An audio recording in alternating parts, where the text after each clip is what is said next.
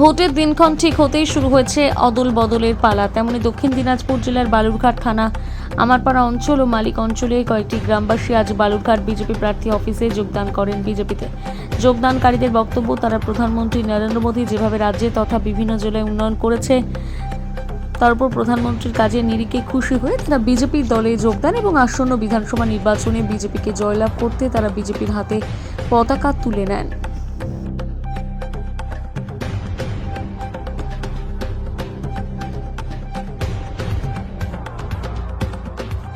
শিবিরে যে বেশ কিছু যুবক যোগ দিল, বিষয়টি কি এবং তারা কোথা থেকে কতজন আজকে যোগ দিল?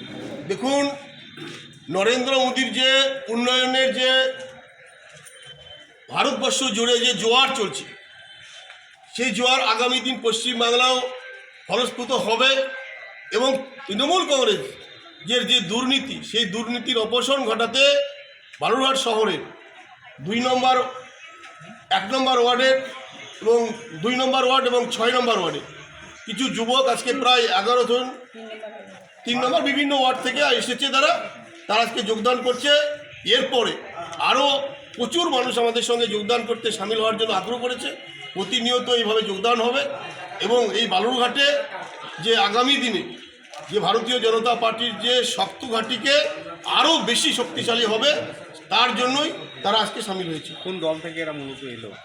তারা বিভিন্ন সময় তারা তৃণমূল কংগ্রেসকে ভোট দিতে সমর্থক ছিলেন, সক্রিয়ভাবে পার্টি না করলেও তারা তৃণমূল কংগ্রেসের সমর্থক ছিলেন, তারা আজকে বিজেপি যোগদান করলেন। দাদা আজকে কেন জয়েন করলেন? হ্যাঁ, মিলিত করি যে আমার প্রধানমন্ত্রী যে কাজকর্ম নিয়ম কারণ এসব জিনিস আমাদের পছন্দ বলে আমাদের ইচ্ছে যে আপনাদের পার্টিতে সহযোগিতা বা সাথ নিয়ে মিলেমিশে যেন আমরা যেন জয়যুক্ত করতে পারি বিজেপি পার্টিকে। কতদিন জয়েন করলেন? 11 জন। আগে আপনারা কোনো দল করতে? দল করতাম না, এই নতুন দল, এর যেটা বহুদিন আগে দল করছি সেটা এইসব দল করছি। এই 11 জনের পরিবর্তে থেকে আরো কি লোক সংখ্যা বাড়তে পারে? বাড়বে। কেন জয়েন করলেন? হঠাৎ কেন জয়েন করলেন? কোনো ব্যাপার আছে, ভালো মন্দ নরেন্দ্র মোদীর উন্নয়ন প্রকল্প এত ভালো লেগেছে যে আগামী দিনে